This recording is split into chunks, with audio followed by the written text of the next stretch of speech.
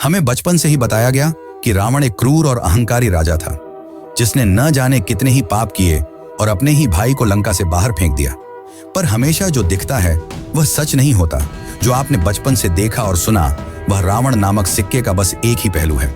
असल में रावण एक महाज्ञानी, महापंडित और महाप्रतापी राजा था, जिसे 6 शास्त्र और 4 वेदों का ज्ञान था। रावण से बड़ा शिव भक्त न कोई था, न कोई होगा। तो आज की इस वीडियो में हम जानेंगे रावण की कुछ अनसुनी अकल्पनीय बातें जो आपको वाल्मीकि रामायण में नहीं मिलेगी। जानेंगे कि रावण ब्राह्मण था या असुर, और क्या था उसके 10 सिरों का असली राज, और क्यों रावण ने राम को दिया था विजय का आशीर्वाद।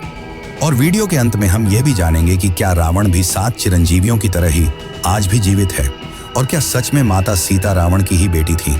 तो चलिए जानते हैं एक महान विद्वान, सफल शासक, वीणा उस्ताद, शिव भक्त रावण की असली कहानी।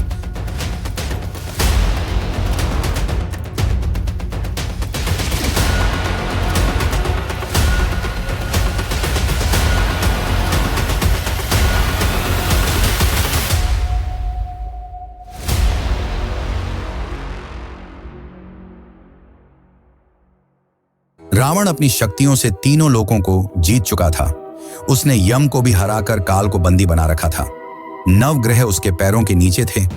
इतना ज्ञान और शक्ति होने के बावजूद रावण अहंकारी था। दरअसल रावण के पिता ऋषि विश्रवा थे, जिनसे रावण ने शास्त्रों और वेदों को सीखा, जिसके कारण उसे महाज्ञानी और महापंडित कहा जाता है। वहीं उसकी माता कैकसी राक्षस कुल की थी, जिसके कारण रावण में राक्षसों वाले गुण भी थे।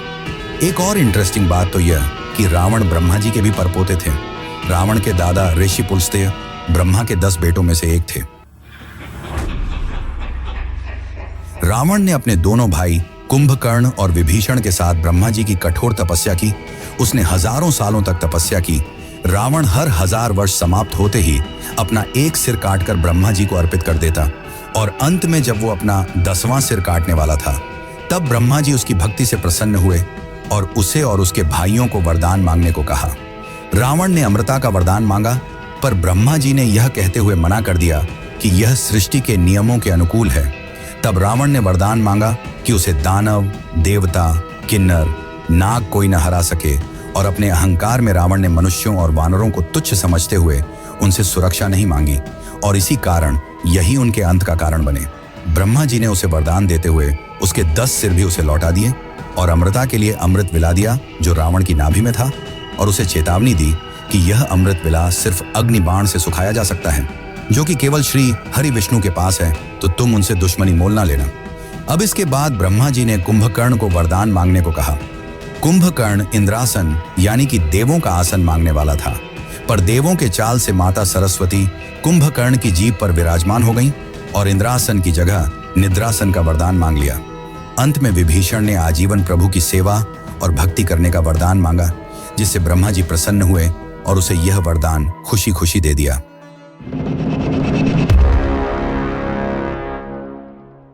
रावण शिव का बहुत बड़ा भक्त था, और एक बार शिव भक्ति में लीन रावण ने शिव को सीधे लंका ले जाने का सोचा और कैलाश पर्वत को अपनी भुजाओं से उठा लिया। और जब रावण ने ऐसा किया तो शिव क्रोधित हो उठे और अपने अंगूठे से पर्वत को दबा दिया। रावण पर्वत के नीचे दब गया और दर्द से चिल्लाने लगा। तब उसे अपनी गलती का एहसास हुआ, और उसने अपनी भक्ति दिखाते हुए अपने हजारों हाथों में से एक हाथ तोड़ा और उसकी नसों से तार बनाकर उसे बजाने लगा। यही वह समय था जब रावण ने शिव को प्रसन्न करने के लिए शिव तांडव स्तोत्र लिखा था, जिसे आज भी यह दुनिया शिव को प्रसन्न करने के लिए गाती है। रावण की भक्ति से शिव प्रसन्न हुए और उसे अपनी चंद्रहास तलवार दी, और तब से ही रावण को सबसे बड़ा शिव भक्त माना जाता है।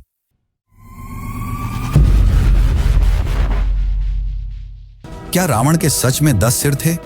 इसे लेकर शास्त्रों में अलग अलग कहानियां मिलती हैं। कहा जाता है कि रावण को 6 शास्त्र और 4 वेदों का संपूर्ण ज्ञान था, जिसके कारण उसे दशानन या 10 सिरों वाला कहा जाता है। वहीं दूसरी ओर कुछ जगहों पर यह लिखा मिलता है कि रावण के पिता ने उसे 9 मणि वाली एक माला दी थी, जिसके कारण रावण के 10 सिर प्रतीत होते थे। रावण के 10 सिर उसके चरित्र को दर्शाते हैं। ये 10 सिर हैं काम, क्रोध, लोभ, मोह, मद, मत्सर्य, अहंकार, और उसके सभी सिरों को संतुलन में रखते मुख्य 3 सिर बुद्धि, मनस और चित्त।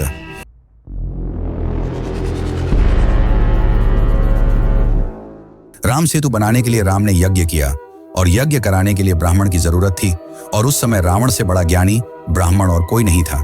इसलिए राम ने रावण को आमंत्रण भेजा और रावण ने यज्ञ में भाग लिया। कहा जाता है कि यज्ञ में पति पत्नी को बैठना होता है, जिसके कारण रावण ने सीता माता को मुक्त कर यज्ञ में शामिल किया था। लेकिन कुछ जगहों पर यह लिखा मिलता है कि रावण ने सीता को मुक्त नहीं किया था, बल्कि उसकी एक मूर्ति बनाकर पूजा में बैठाया था। और पूजा समापन होने के बाद राम ने रावण से जीत का आशीर्वाद मांगा और रावण ने खुशी खुशी राम को विजय का वरदान दिया। कहा जाता है कि रावण को अपनी मृत्यु का पहले से ही ज्ञान था और उसने ही अपनी मृत्यु का जाल रचा था। पर उस सच को जानने से पहले हम रावण के जन्म की असली कहानी को जान लेते हैं।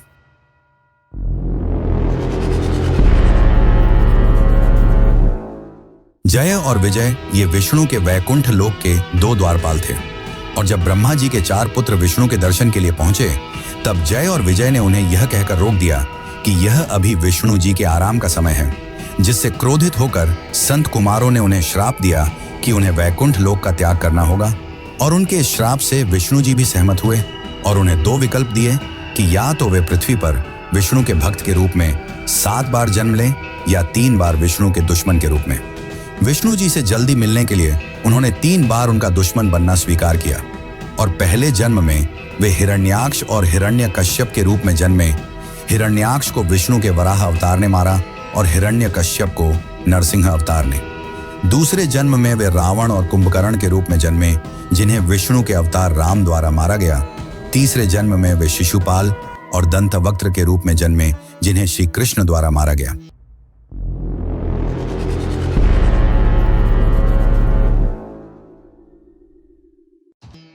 माना जाता है कि माता सीता रावण की मृत्यु का कारण बनी, पर यह पूरी तरह सच नहीं है। इसके पहले भी रावण को कई ऐसे श्राप मिले जो अंत में उसकी मृत्यु का कारण बने। एक समय की बात है जब स्वर्ग की अप्सरा रंभा कुबेर के बेटे के पास जा रही थी, तब मार्ग में रावण ने उससे छेड़छाड़ की, जिससे क्रोधित होकर कुबेर के बेटे ने रावण को श्राप दिया कि अगर वह स्त्री की इजाजत के बिना उसे हाथ लगाएगा तो वह भस्म हो जाएगा। और इसी श्राप के चलते रावण ने माता सीता को हाथ नहीं लगाया। दूसरा यह कि रावण अपनी अहंकार और जीतने की चाह में कई राजा महाराजाओं को मारता गया और जब उसने 21वें रघुवंशी राजा अनर्ण्य को मारा तो अनर्ण्य ने उसे श्राप दिया कि मेरे ही वंश के राजकुमार द्वारा तुम मारे जाओगे। और ऐसा ही हुआ। 62वें रघुवंशी वंशज राजकुमार राम द्वारा रावण को मारा गया। पर कुछ लोगों का यह मानना है कि रावण मरा नहीं बल्कि आज भी जीवित है और कलयुग के अंत के पश्चात वेद और शास्त्रों का ज्ञान देने फिर से आएंगे और अभी वे लंका की किसी गुफा में हैं। तो चलिए जानते हैं इसकी असली सच्चाई।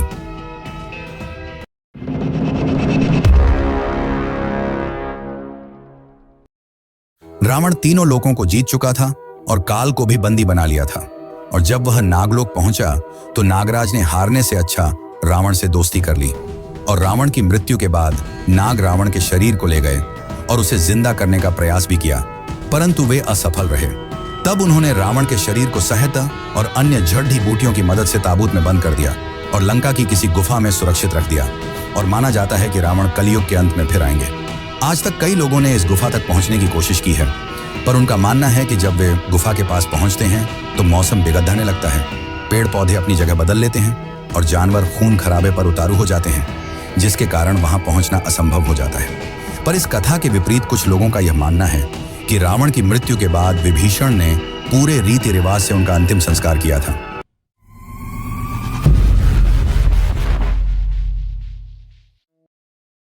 दरअसल रावण एक सफल शासक था जिसके राज में लंका ने सिर्फ विकास ही किया। रावण ने कई ग्रंथ और आयुर्वेदिक पुस्तकें लिखी, उसने रावण संहिता भी लिखी। पर माना जाता है कि रावण को भविष्य के दुखों का ज्ञान था और वह अपने कुल को इस दुख में नहीं देखना चाहता था, जिसके कारण रावण ने खुद जानबूझकर सीता का अपहरण किया ताकि श्री हरि विष्णु के अवतार द्वारा उनका और उनके कुल का उद्धार हो सके और सभी को मुक्ति मिल जाए। उस समय रावण से ज्यादा ज्ञानी और कोई नहीं था, इसलिए रावण के मरते वक्त राम ने लक्ष्मण को रावण से ज्ञान लेने को कहा और रावण ने लक्ष्मण को जीवन की 3 प्रमुख बातें बताई जिसे आप भी फॉलो करके जीवन में सफलता को प्राप्त कर सकते हैं। पर उन 3 बातों को जानने से पहले हम ये जान लेते हैं कि क्या सीता माता सच में रावण की ही बेटी थी।